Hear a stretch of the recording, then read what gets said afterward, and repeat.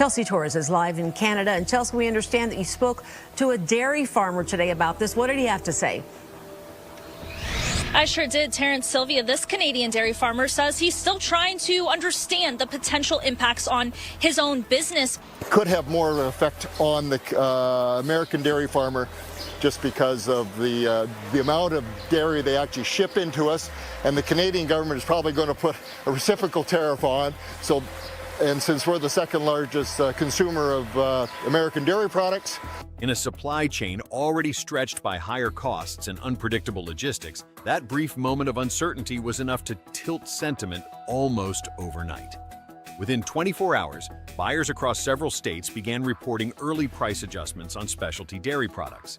These weren't official increases. They appeared gradually, first in restaurant kitchens, then in retail inventories as suppliers braced for the possibility of tighter access to Canadian goods. Products like olive oil, mustard, and some cheeses could become more of a luxury. It's quite concerning, especially for specialty products that you can't get anywhere else but France. It has ended up in a lot of concern and anxiety. Meanwhile, Canada's exporters seemed largely unfazed. Their global network of markets offered alternative outlets, leaving the shock concentrated on the U.S. side of the border. It raises an important question for any modern economy. How can a single statement made in seconds unsettle a food system built over decades? Before we dive in, don't forget to hit that like button. A simple like helps push this video to more people who need to see it. But as the dust from that statement settled, another layer of the story emerged, one that rarely appears in public discussions and almost feels like an open secret hiding in plain sight.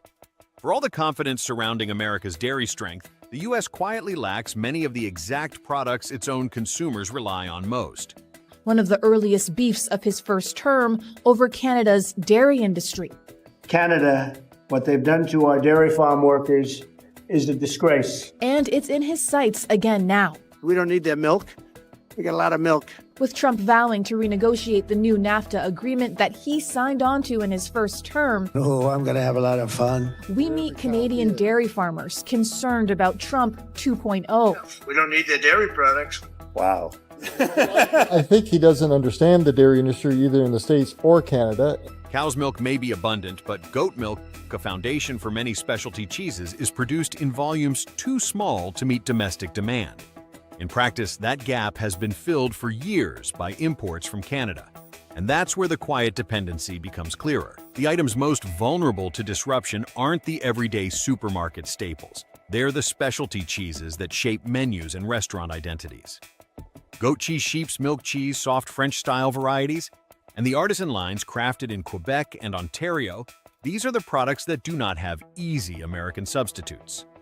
Trade figures from 2023 reflect this reality. Canada shipped about 488 million CAD in dairy goods to the United States, with specialty categories making up a large portion of the volume.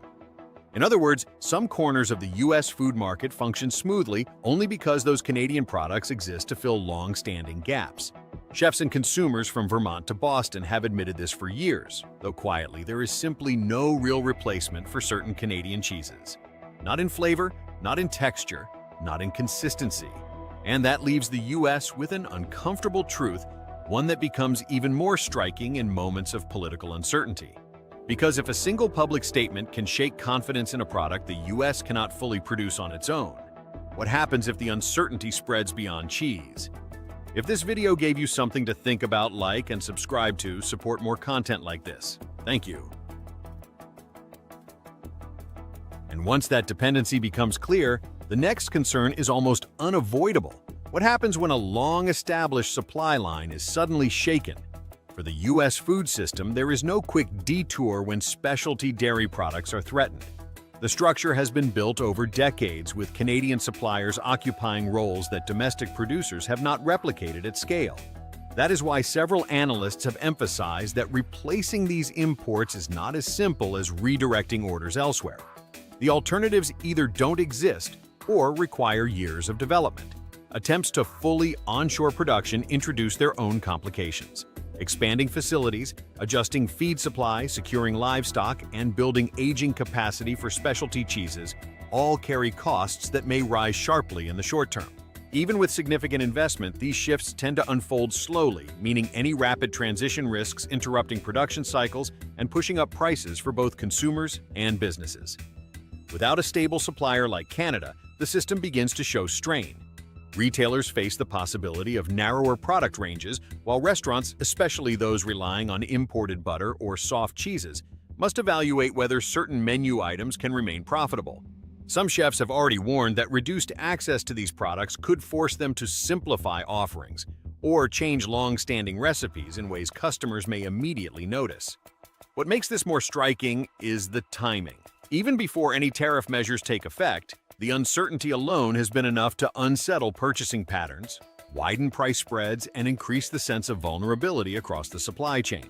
In a market accustomed to reliability, that psychological shift is often the first sign of a deeper rupture taking shape. When supply chains begin to tighten, the first signs rarely appear in official reports, they show up in daily routines. Political statements may last only seconds, but for many Americans, the impact is immediate and tangible in cafes, grocery stores, and home kitchens. In Vermont, Carol noticed it first. The Quebec goat cheese she buys regularly simply had no substitute on local shelves. On the other side of the country, Todd, who runs a cafe in Seattle, found that his signature scones couldn't taste the same without the Canadian butter he normally sources. And in Boston, shoppers like Sarah watched familiar brie from Quebec quietly disappear from supermarket displays. These individual moments point to a wider shift.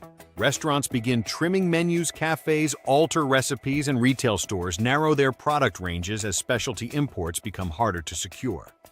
Former U.S. Deputy Secretary of Agriculture Krista Harden has warned that when supply and demand fall out of balance, domestic production costs often rise sharply, especially when there is no quick alternative to fill the gap. Together, these stories show how a single moment of uncertainty at the policy level can translate into everyday disruptions for consumers across the country. While uncertainty shook the U.S. market, Canada remained largely steady. Its supply management system limits production, stabilizes prices, and reduces dependence on any single buyer. With exports capped by quotas, sudden shifts in U.S. demand are absorbed internally, preventing wider disruption. Canada's dairy producers also benefit from diversified export destinations, including Egypt, the Philippines, and Cuba, giving them multiple outlets beyond the U.S.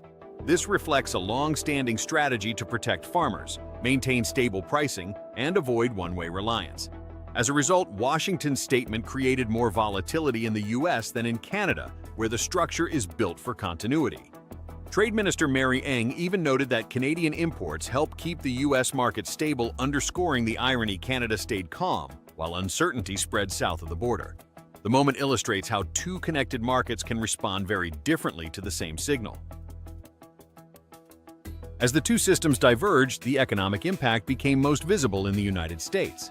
Confidence in self-sufficiency collided with a harder truth. The items facing disruption were exactly those the U.S. could not replace quickly. Specialty cheeses and imported butter began disappearing in some regions, forcing restaurants to trim menus and adjust long-standing recipes. These shortages soon translated into higher costs. With supply tightening and distributors uncertain about future availability, prices rose for both food service operators and retailers. Consumers felt the shift through smaller selections, higher price tags, and the quiet loss of familiar products. For small cafes and restaurants, the strain was even greater, since many relied on these imports to stand out in competitive markets. In effect, the first real costs of the disruption surfaced not in Canada, but in American kitchens, grocery aisles, and small food businesses, a reminder that resilience depends as much on diverse supply sources as on domestic production. As the dust settles, this dairy episode becomes more than a dispute over cheese. It underscores how vulnerable modern supply chains are when political uncertainty touches essential goods. In a world where symbolic statements move faster than policy, markets can react long before any rule is written, allowing perception alone to shift prices and availability. Taken together, the moment raises a larger question: if one comment about dairy can ripple through menus, retail shelves, and small businesses, what happens when uncertainty hits sectors like energy, water, or pharmaceuticals? And how prepared are today's supply chains for that kind of pressure? These are the issues that will shape the economic landscape ahead, especially for households and small businesses that feel disruptions first. So, let me leave you with this. If one sentence can shake a food system, what other weak points might be hiding in the supply chains we rely on every day? Thanks for sticking around. If you found this valuable, like and subscribe to support more content like this.